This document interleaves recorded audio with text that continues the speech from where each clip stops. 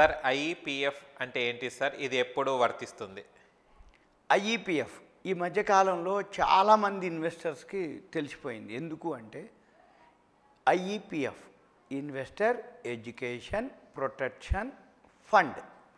ఈ ఐఈపీఎఫ్ ఏంటిది, ఎందుకు అంటే ఎవరైతే షేర్ హోల్డర్స్ ఉన్నారో వాళ్ళు బోనస్లు కానీ స్ప్లిట్టింగ్లు కానీ డివిడెండ్లు కానీ క్లెయిమ్డ్ అంటే మనం తీసుకోవటం, అన్క్లెయిమ్డ్ తీసుకోనటువంటివి బోనస్లు కానీ ఇవి డివిడెండ్ 7 years గనక అలానే గనక ఉంటే కంపెనీ ఈ ఐఈపీఎఫ్ వాళ్ళకి అంటే సెంట్రల్ గవర్నమెంట్ది అది వాళ్ళకి ఇన్ఫర్మేషన్ ఇచ్చేయటం జరుగుతుంది. ఏమని ఎక్సో వైయో ఏనో బీనో ఇతను 7 years నుంచి డివిడెండ్ క్లెయిమ్ చేయట్లేదు, ఈ బోనస్లు స్ప్లిట్టింగ్లు ఏవైతే మెర్జింగ్ అయినాయో అవన్నీ సర్టిఫికెట్లు క్లెయిమ్ చేసుకోవట్లేడు, అడ్రస్కి వెళ్తున్నాయి రిటర్న్ వస్తున్నాయి.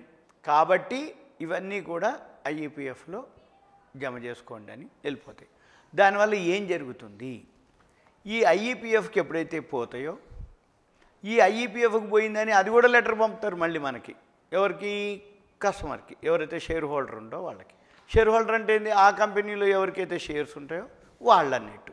అయితే ఈ ఐఈపీఎఫ్ వల్ల ఏం జరుగుద్ది అంటే మళ్ళీ క్లెయిమ్ చేసుకోవచ్చు, నో ప్రాబ్లం, కాకపోతే టైం తీసుకుంటుంది. ఎప్పుడైనా కానీ ఎవరైనా కానీ ఇప్పుడు మీరు గనక ఈ వీడియో చూస్తున్న వాళ్ళు గనక మీ దగ్గర జనరల్గా అందరికీ ఒక ఐడియా ఉంటుంది, నేను షేర్ హోల్డర్ని, నా దగ్గర ఒక సర్టిఫికెట్ ఉంది కాబట్టి నా ఎసెట్ ఇది అనుకుంటాడు. అయితే డీమ్యాట్ కనుక చేసి ఉంటే డీమ్యాట్లో అన్ని డీటెయిల్స్ ఇచ్చేస్తారు కాబట్టి డివిడెండ్లు కానీ బోనస్లు కానీ అవన్నీ ఆటోమేటిక్గా జమ అయిపోతాయి.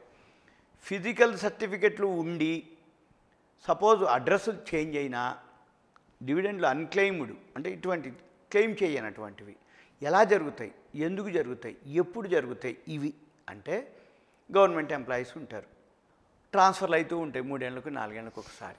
ఈ ట్రాన్స్ఫర్లు అయినప్పుడు ఏం చేస్తారు వాళ్ళు, అదే షిఫ్ట్ అయిపోతారు. ఈ షిఫ్ట్ అయిపోయినప్పుడు వాళ్ళ దగ్గర ఉన్నటువంటి సర్టిఫికెట్లకి కంపెనీలకి లెటర్స్ రాయాలి, ఏమని, నేను ఈ అడ్రస్లో ఉండేది ఇప్పుడు నేను షిఫ్ట్ అయిపోయినా అని. జనరల్గా ఏం జరుగుద్ది అంటే షిఫ్ట్ అవుతారు తప్ప ఉత్తరాలు రాయరు. ఎప్పుడైతే చాలామంది ఈ మధ్యకాలంలో మాకు చాలా కంప్లైంట్స్ ఏంటిదంటే ఎప్పుడో అంటే వాళ్ళ నేటివ్ ప్లేస్కి వెళ్తాయి అవి, వాళ్ళ చుట్టాలో ఫ్రెండ్సో బ్రదరో ఎవరో ఒకళ్ళు, అన్నా నీకు పోస్ట్ వచ్చింది ఓ అక్కడ బడి ఉంది అంటే రిజిస్టర్ పోస్ట్ అయితేనో వాడు ఇవ్వడు, వెనక్కి వెళ్ళిపోతుంది. మామూలు జనరల్ పోస్ట్ వస్తే ఇట్లా ఆడ పడి ఉంటాయి, అంటే ఎవరో ఒకళ్ళు వచ్చిన వాళ్ళు ఏం చేస్తారు, సర్లే అని మేము తీసుకొని పోస్ట్ మ్యాన్ చెప్తాము, మళ్ళీ మేము పోతాంలే కలుస్తారులే ఫంక్షన్ అప్పుడు మా చుట్టాలే వాళ్ళు అంటారు. వీళ్ళు ఏం చేస్తారు, ఇక కొన్నాళ్ళకి ఎక్కడో ఒక దగ్గర కలిసినప్పుడు మీవి కొన్ని ఉత్తరాలు వచ్చినాయి, మరి అవి అక్కడ పడి ఉన్నాయి, ఏందో తీసుకో ఏమైనా హెల్ప్ అవుతుంటే అప్పుడు వీళ్ళకి అబ్బా నా కంపెనీ డివిడెండ్లు ఇచ్చింది బోనస్లు ఇచ్చింది అని ఉంటుంది. ఇక వీళ్ళు ఏం చేస్తారు, అప్పుడు ఐఈపీఎఫ్ అంటే ఏంటి ఇక మొదలు పెడతారు. కాబట్టి మీరేం చేయాలి, ఒకవేళ మీకు ఏమన్నా అటువంటి ఉత్తరాలు కనుక వస్తే సింపుల్గా మీ పేరు ఏరియా వాట్సాప్ మెసేజ్ పెట్టి మీకు ఐఈపీఎఫ్ నుంచి ఏదైనా ఉంది అంటే పంపిస్తే ఆ వెబ్సైట్ ఉంటుంది, మనం అయినా చెక్ చేసుకోవచ్చు. మీరు సింపుల్గా ఆ వెబ్సైట్లోకి వెళ్ళి మన పేరు ఇంటి పేరుతో సహాను మన పేరు ఎంటర్ చేస్తే మన ఫాదర్ నేము అడ్రస్సు అన్నీ చూపిస్తుంది. ఇప్పుడు ఉదాహరణకి కామన్ కొన్ని పేర్లు ఉంటాయి, పద్మావతి, వెంకటేశ్వర్లు, శ్రీనివాసు, సత్యనారాయణలు అయితే చాలా ఉంటాయి. ఇట్లా కొట్టగానే ఓ పెద్ద లిస్ట్ వస్తుంది సత్యనారాయణ అని. కానీ మనకి మ్యాచ్ అయ్యేది అంటే అడ్రస్సు సన్ ఆఫ్ రైట్, ఇది మా అడ్రస్సే, ఇది మా సన్ ఆఫే అని ఎప్పుడైతే క్లిక్ చేస్తే ఏ కంపెనీలు ఎన్ని పోయినాయి ఎంత వాల్యూ ఉంది కూడా చెప్తుంది, అది చూపిస్తుంది. మన పని ఏంటిదిగా చెక్ చేసుకొని ఓకే అబ్బో నా ఐఈపీఎఫ్లోకి పోయినాయి ఇంకా మళ్ళీ మనం క్లెయిమ్ చేసుకోవచ్చు. కానీ లెంతీ ప్రాసెస్, ఓకే వస్తాయి ఇస్తారు. ఇక ఈ మధ్యకాలంలో చాలా అయిందనమాట. అంటే వెళ్ళిపోయిన సంగతి కూడా మనకు తెలియదు. వెళ్ళిపోయిన సంగతి తెలియదు కానీ చెక్ చేసుకొని మన కనుక అబ్బా మనం మారిపోయినాం, అడ్రస్ మారిపోయినాం, కంపెనీ వచ్చింది, బోనస్లు ఇచ్చింది, లేకపోతే డివిడెండ్లు వచ్చినాయి, అవి మళ్ళీ ఐఈపీఎఫ్లోకి పోయినాయి, అవి మళ్ళీ క్లెయిమ్ కూడా చేసుకోవచ్చు. అంటే మనకు తెలియకుండానే మన పైసలు అక్కడ ఉండినాయి, ఎంత వాల్యూ ఉందో కూడా చూపిస్తుంది. మన పని ఏంది, అవి చెక్ చేసుకొని మళ్ళీ ఆ ప్రొఫార్మాలు ఉంటాయి. ప్రొఫార్మాలు అంటే ఏంది, ఆధార్లు, పాన్లు సేమ్.